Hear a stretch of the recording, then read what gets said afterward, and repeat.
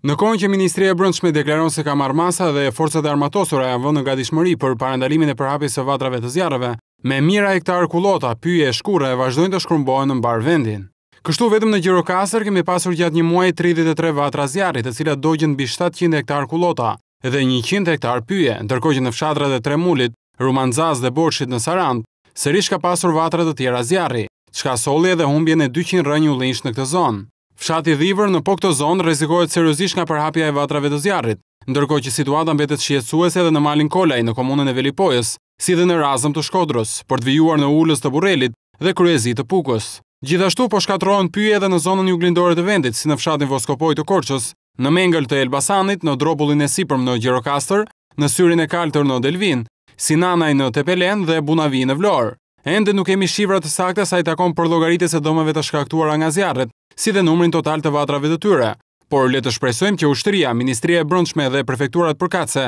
së bashku me pushtetin vendor të jenë në lartësinë e dur për të përballur emergjencat dhe katastrofën natyrore që u kanoset pyjeve dhe bimësisë shqiptare në këtë stin të nxehtë.